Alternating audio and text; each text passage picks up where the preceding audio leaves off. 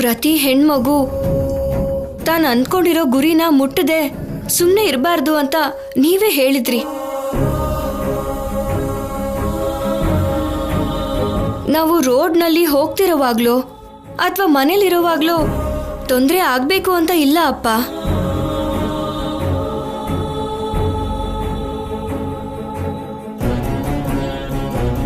Time ಸರಿ ಇಲ್ಲ ಅಂದಾಗ ಎಲ್ಲೇ ಇದ್ರೂ ಹಾಗೆ ಆಗತ್ತೆ.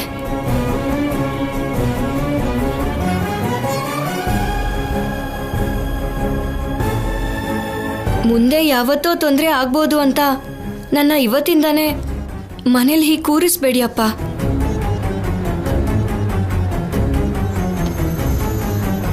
ಸಮಸ್ಯೆಗಳನ್ನ ಹೇಗೆ ಎದುರಿಸ್ಬೇಕು ಅಂತ ಇವಾಗಲೇ ಇನ್ನೂ ಕಲ್ತ್ಕೋತಾ ಇದ್ದೀನಿ. ಏನೋ ಒಂದು ಘಟನೆ ನಡೆದೋಯ್ತು ಅಂತ ನನ್ನ ಹೀಗೆ 4 ಗೋಡೆಗಳ ಮಧ್ಯ ಕೂಡಿಸ್ಬಿಟ್ರೆ ಅಂತ ರಾಜಾರಾಮ್ ಅವ್ರ ಮಗಳೇ ಮನೇಲಿ ಕೂತ್ಕೊಂಡಿದ್ದಾಳೆ, ನಿಮಗೆಲ್ಲ ಯಾಕೆ ಓದು ಅಂತ ಹೊರಗಡೆ ಬೇರೆ ಹೆಣ್ಮಕ್ಳನ್ನು ಓದೋದಕ್ಕೆ ಬಿಡಲ್ಲ ಅಪ್ಪ.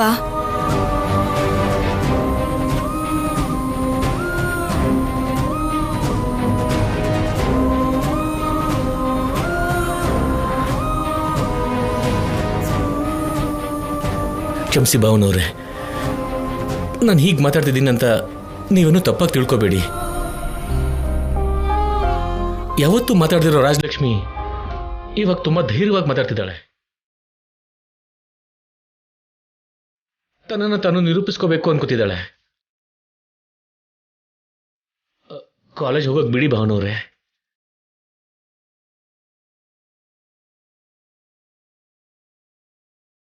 ಹೌದು ಅಣ್ಣ, ರಾಜಲಕ್ಷ್ಮಿ ಈ ಥರ ಮಾತಾಡ್ತಿರೋದನ್ನ ಮೊದಲನೇ ಸಲ ನೋಡ್ತಾ ಇರೋದು. ಅವಳಲ್ಲಿ ಬದಲಾವಣೆ ನಮಗೆಲ್ಲ ಹೆಮ್ಮೆ ತರೋವಂಥದ್ದು.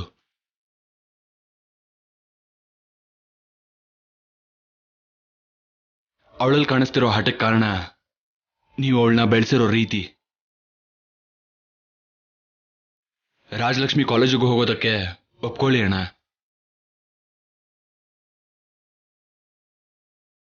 ಹೌದು ಭಾವನವ್ರೆ, ಅವಳು ಕಾಲೇಜ್ಗೆ ಹೋಗಿ ನಮ್ಮೆಲ್ಲರಿಗೂ ಮುಖ್ಯವಾಗಿ ಒಳ್ಳೆ ಹೆಸರು ತಗೊಂಡು ಬರ್ತಾಳೆ ಅಂತ ನನಗೆ ನಂಬಿಕೆ ಇದೆ. ಕಾಲೇಜಿಗೆ ಕಳಿಸ್ಕೊಡಿ ಭಾವನವ್ರೆ.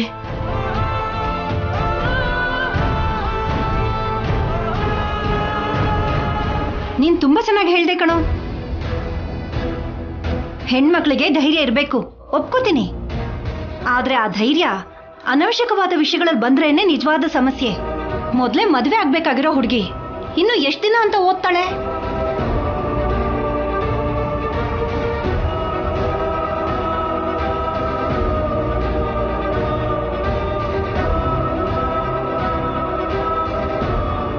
ಮದ್ವೆ ಆಗೋರು ಓದ್ಬಾರ್ದು ಅಂತ ಏನಾದ್ರೂ ಇದೆಯಾ ಪದ್ಮ?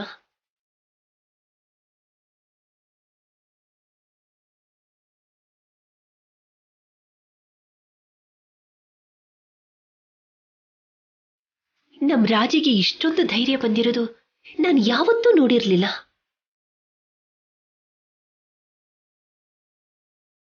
ಇವಳಲ್ಲಾಗಿರೋ ಈ ಬದಲಾವಣೆಗೆ ನಾವೆಲ್ಲರೂ ಸಂತೋಷ ಪಟ್ಕೋಬೇಕು.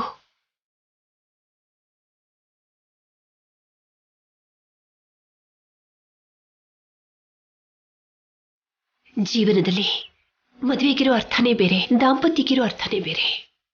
ಮದುವೆ ಅಂದ್ರೆ ಎಲ್ರೂ ಒಪ್ಪಿಗೆ ಪಡೆದು ಮುಂದಕ್ಕೆ ಹೋಗೋದು. ದಾಂಪತ್ಯ ಅಂದ್ರೆ ಒಬ್ರಿಗೊಬ್ರು ಗೌರವ ಕೊಟ್ಕೊಂಡು ಹೋಗೋದು.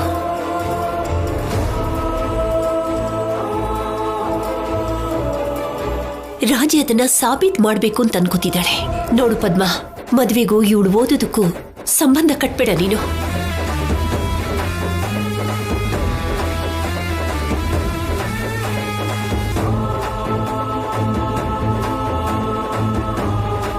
ಏನ್ರಿ, ನಮ್ಮ ಮಗಳು ರಾಜಿ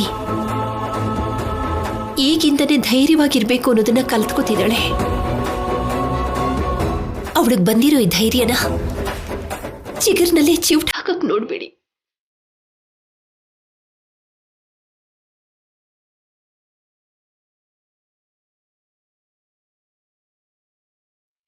ನಮ್ಮ ರಾಜಿ ನಮ್ಮನೆ ಮಗಳಾಗಿರೋದ್ರಿಂದ ಇಲ್ಲಿ ಭಯಭಕ್ತಿಯಿಂದ ಇದ್ದಾಳೆ. ಅದೇ ನಾಳೆ ಇವಳು ಮದುವೆಯಾಗಿ ಅತ್ತೆ ಮನೆಗೆ ಹೋಗ್ತಾಳೆ. ಅಲ್ಲೂ ಕೂಡ ಅವಳು ಧೈರ್ಯವಾಗಿರ್ಬೇಕಲ್ವಾ? ಅಲ್ಲರಿ, ನಮ್ಮನೇಲಿ ಭಯ ಪಡೋ ಹಾಗೇನೆ ಅವಳಲ್ಲೂ ಕೂಡ ಭಯ ಪಟ್ಕೊಳ್ತಾನೆ ಇದ್ರೆ ಅವಳ ಜೀವನನ ಅಲ್ಲಿ ಹೇಗೆ ಉಳಿಸ್ಕೊಳ್ಳೋದಕ್ಕಾಗುತ್ತೆ ಹೇಳಿ?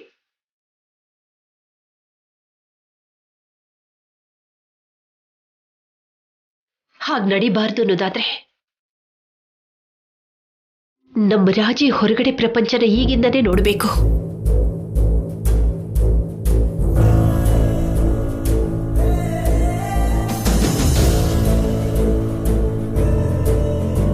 ಯಾರ್ಯಾರು ಹೇಗಿರ್ತಾರೆ ಅನ್ನೋದನ್ನ ತಿಳ್ಕೋಬೇಕು.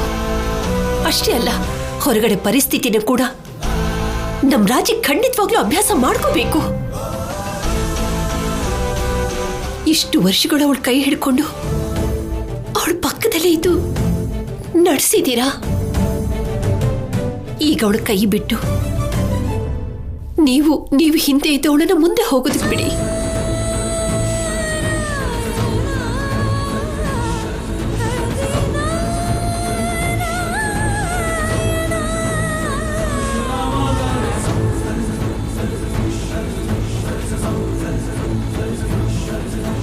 ಹೌದು ದೊಡ್ಡಪ್ಪ, ಅಕ್ಕನ್ಗೆ ಕಾಲೇಜ್ಗೆ ಹೋಗಕ್ ಬಿಡಿ. ಅಕ್ಕ ಚೆನ್ನಾಗಿ ಓದಿದ್ರೆ ನಾನು ಕೂಡ ಅಕ್ಕನ ಹತ್ರ ಹೇಳಿಸ್ಕೊಂಡು ಚೆನ್ನಾಗಿ ಓದ್ಕೋತೀನಿ ದೊಡ್ಡಪ್ಪ.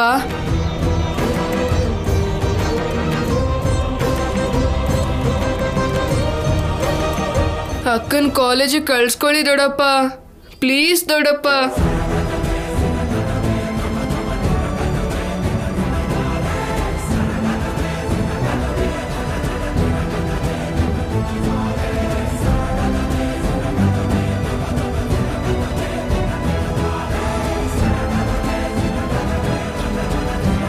ಅಪ್ಪ, ಮೊದಲನೇ ಸಲ ನಿಮ್ಮ ಮಾತಿಗೆ ಆಗಲ್ಲ ಅಂತಿರೋದಕ್ಕೆ ನನ್ನ ಕ್ಷಮಿಸಿ ಅಪ್ಪ. ಆದರೆ ನಾನು ಕಾಲೇಜಿಗೆ ಹೋಗಬೇಕು ಅಪ್ಪ. ತುಂಬ ಚೆನ್ನಾಗಿ ಓದ್ತೀನಿ ಅಪ್ಪ. ನಿಮಗೆ ಒಳ್ಳೆ ಹೆಸರನ್ನು ತಂದ್ಕೊಡ್ತೀನಿ. ದಯವಿಟ್ಟು ನನ್ನ ಕಾಲೇಜಿಗೆ ಕಳಿಸ್ಕೊಡಿ ಅಪ್ಪ.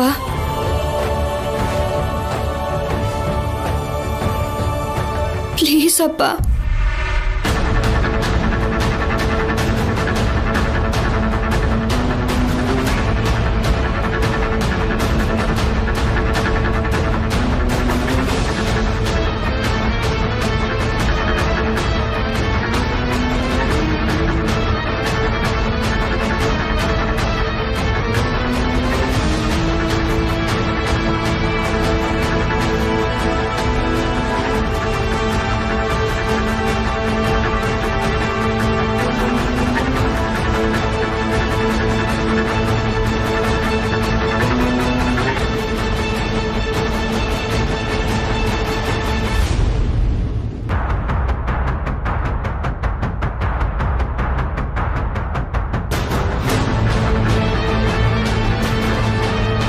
ಒಂದು ಸಲ ಒಂದು ವ್ಯಕ್ತಿ ಮೇಲೆ ನಂಬಿಕೆ ಹೋಯ್ತು ಅಂದ್ರೆ ಆ ನಂಬಿಕೆನ ವಾಪಸ್ ಉಳಿಸ್ಕೋಬೇಕು ಅಂದ್ರೆ ಅವನು 100 ಸಲ ತನ್ನ ಪ್ರಾಮಾಣಿಕತೆನ ನಿರೂಪಿಸ್ಕೋಬೇಕು. ಅಲ್ಲಿವರೆಗೂ ಅವನನ್ನ ಯಾರೂ ನಂಬಲ್ಲ.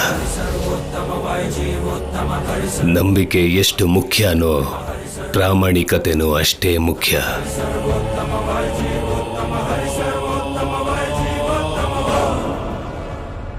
ನಿನ್ನ ಮೇಲೆ ನನಗೆ ನಂಬಿಕೆ ಇದೆಯಮ್ಮ. ಆ ನಂಬಿಕೆನ ಹಾಳು ಮಾಡಿಕೊಳ್ಳದೆ ಪ್ರಾಮಾಣಿಕತೆಯಿಂದ ಇರ್ತೀಯ ಅಂತ ಅನ್ಕೊಂಡಿದ್ದೀನಿ.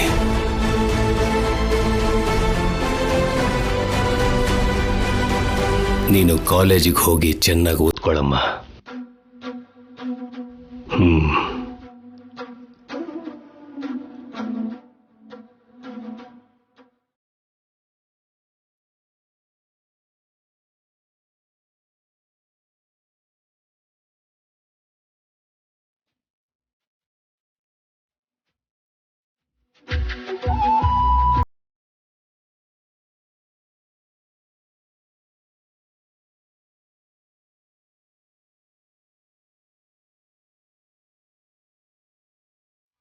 ಹುಷಾರಾಗಿ ಹೋಗ್ಬಾರಮ್ಮ.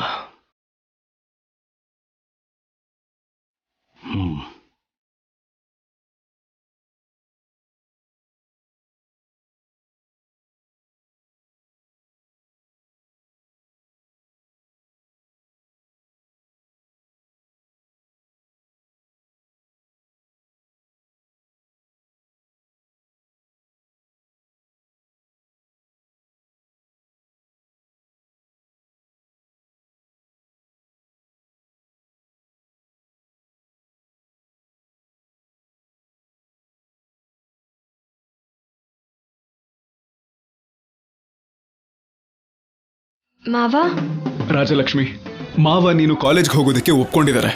ಇನ್ನು ನಿನ್ನ ಓದಿಗೆ ಅಡೆತಡೆ ಯಾವುದು ಬರಲ್ಲ. ಈ ಒಂದೇ ಒಂದು ದಿನಕ್ಕೆ ನಿನ್ನಲ್ಲಿರೋ ಧೈರ್ಯ ಕಮ್ಮಿ ಆಗಬಾರ್ದು. ಪ್ರತಿಯೊಂದು ದಿನ ಪ್ರತಿಯೊಂದು ವಿಷಯದಲ್ಲೂ ಈ ಧೈರ್ಯ ಹೀಗೆ ಇರಬೇಕು. All the best Rajalakshmi. ಚೆನ್ನಾಗಿ ಓದ್ಕೋ ಮತ್ತೆ ಚೆನ್ನಾಗಿ ಪ್ರಾಕ್ಟೀಸ್ ಮಾಡು. ಓಕೆ ಮಾವ.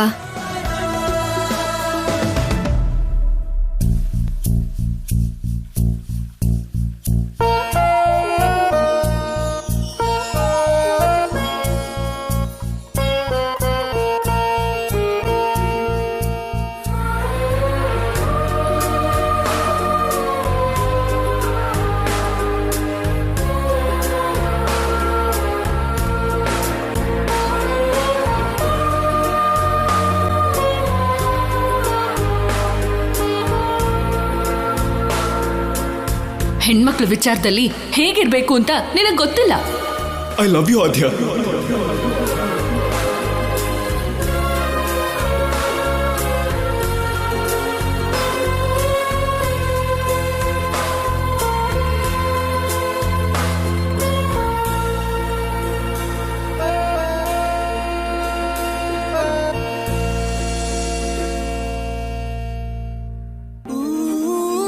ಗ್ರೇಟ್ ರಾಜಲಕ್ಷ್ಮಿ, ಚೆನ್ನಾಗಿ ಮಾತಾಡಿದೆ. ನಿನ್ನಲ್ಲಿ ನಾನು ಬಯಸಿದ್ದು ಈ ಬದಲಾವಣೆನೆ. ಥ್ಯಾಂಕ್ಸ್ ಆದ್ಯ. ನನಗೆ ಯಾಕೆ ಥ್ಯಾಂಕ್ಸ್? ನಿನ್ನಲ್ಲಿರೋ ಧೈರ್ಯ ನೋಡಿ ನಿನ್ ಥರನೇ ಧೈರ್ಯವಾಗಿರೋದನ್ನ ಕಲ್ತೆ, ಅದಕ್ಕೆ ಈ ಥ್ಯಾಂಕ್ಸ್. ನಮ್ಮ ಮಧ್ಯೆ ಈ ಥ್ಯಾಂಕ್ಸ್ ಎಲ್ಲ ಯಾಕೆ? We both are sisters and best friends.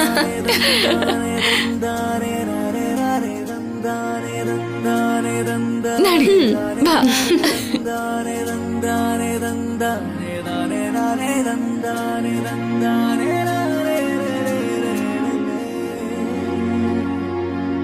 ಎಲ್ರು ಬಂದಿದ್ದೀರಾ? Yes, sir.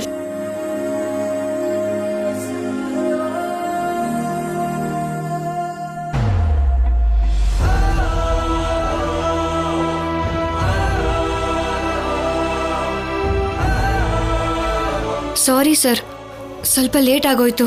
ಟೈಮ್ ವ್ಯಾಲ್ಯೂ ಗೊತ್ತಾ ನಿಂಗೆ? ಟೈಮ್ ನಮಗೋಸ್ಕರ ನಿಲ್ಲಲ್ಲ. ಅಂದ್ಕೊಂಡಿದ್ದನ್ನ ಸಾಧಿಸ್ಬೇಕಂದ್ರೆ ಆ ಟೈಮ್ ಹಿಂದೆ ನಾವೇ ಓಡ್ಬೇಕು. ಆ ಗುಣನ ಇವಾಗಿಂದನೇ ಬೆಳೆಸ್ಕೊ ನೀನು. ಕಳೆದೋಗಿರೋ ಸಮಯನ ಮತ್ತೆ ಪಡಿಬೇಕಂದ್ರೆ ಮೊದಲು ಸಮಯದ ಬೆಲೆ ಗೊತ್ತಾಗ್ಬೇಕು. ನೀನು ಲೇಟಾಗಿ ಬಂದಿದ್ದಕ್ಕೆ ಮೊದಲು ಗ್ರೌಂಡ್ ಸುತ್ತ 3 ರೌಂಡ್ ಹಾಕು. ಆಗ ಕಷ್ಟದ ಬೆಲೆ ಗೊತ್ತಾಗುತ್ತೆ. ಕಷ್ಟ ಒಂದೇ ಸಮಯದ ಬೆಲೆನ ತಿಳಿಸುತ್ತೆ. ಗೋ. ಸರ್, ಇನ್ಯಾವತ್ತೂ ಹೀಗೆ ಮಾಡಲ್ಲ sir. Just do what I said. ಗೋ.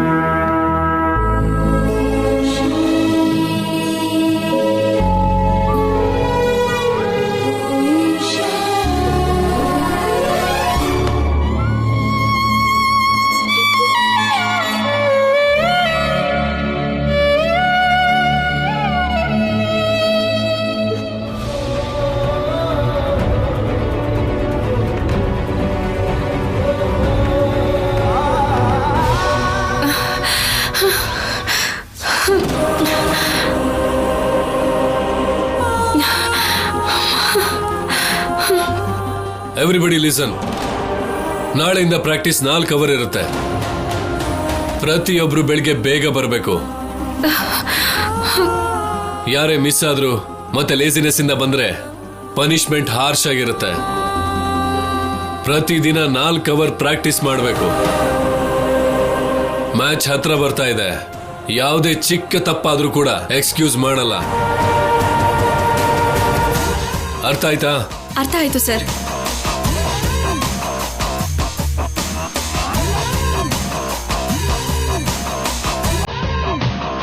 ಬಾಯ್ ಬಿಟ್ಟು ಹೇಳಕ್ಕಾಗಲ್ವಾ? ಅರ್ಥ ಆಯ್ತು ಸರ್. ಜೋರಾಗಿ. ಅರ್ಥ ಆಯ್ತು ಸರ್. ಹೋಗಿ ಪ್ರಾಕ್ಟೀಸ್ ಮಾಡು. Come on girls, practice.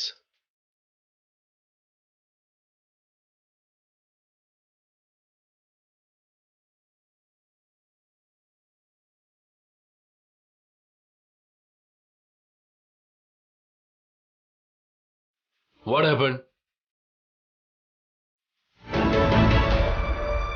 Dress ಇಲ್ಲ ಸರ್. ವಾಟ್? ನೀನಿನ್ನು ಡ್ರೆಸ್ ತಗೊಂಡಿಲ್ವಾ? ನಿನಗೆ ಸ್ವಲ್ಪನೂ ರೆಸ್ಪಾನ್ಸಿಬಿಲಿಟಿ ಇಲ್ವಾ? ನಿನಗೆ ಮೊದಲೇ ಹೇಳಿದ್ದೆ ಅಲ್ವಾ ಡ್ರೆಸ್ ಕಂಪಲ್ಸರಿ ಅಂತ? ಆದ್ರೂ ಯಾಕೆ ಡ್ರೆಸ್ ತಗೊಂಡಿಲ್ಲ? ಗೇಮ್ ಅಂದ್ರೆ ಇಂಟ್ರೆಸ್ಟ್ ಇಲ್ವಾ ಅಥವಾ ಕೋಚ್ ಮಾತಿಗೆ ಬೆಲೆನೇ ಇಲ್ವಾ? ನೋಡು ರಾಜಲಕ್ಷ್ಮಿ, ನಾನು ನಾಳೆ ನಿನ್ನ ಸ್ಪೋರ್ಟ್ಸ್ ಡ್ರೆಸ್ ಅಲ್ಲಿ ನೋಡ್ಬೇಕು. ಸ್ಪೋರ್ಟ್ಸ್ ಡ್ರೆಸ್ ಹಾಕೊಂಡು ಬಂದಿಲ್ಲ ಅಂದ್ರೆ ನಿನ್ನ ಅಡ್ಮಿಷನ್ ಕ್ಯಾನ್ಸಲ್ ಮಾಡಿಸಿ ಮನೆ ಕಳಿಸ್ತೀನಿ. ಸರ್, ಅರ್ಥ ಆಯ್ತಾ? ಅರ್ಥ ಆಯ್ತು ಸರ್. ಅರ್ಥ ಆಯ್ತು sir. You can go now.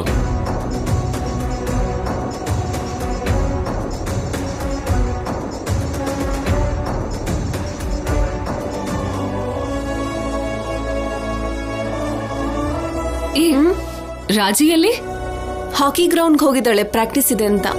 O, hi Raji. Hi Aadya. ನಡೀರಿ ಕ್ಯಾಂಟೀನ್ಗೆ ಹೋಗೋಣ. ಬೆಂಕಿ ಇಲ್ದೆ ಹೊಗೆ ಬರಲ್ಲ ಅಂತಾರೆ. ಇವಳು ಅವನ್ ತಂಟೆಗೆ ಹೋಗದೆ ಇದ್ದಿದ್ರೆ ಅವನ್ ಯಾಕೆ ಇವಳನ್ನ ಅಟ್ಯಾಕ್ ಮಾಡ್ತಾನೆ?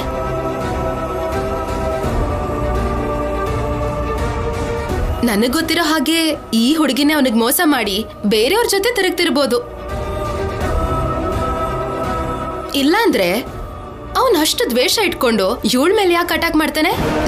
ಬಾಯ್ ಮುಚ್ಚು.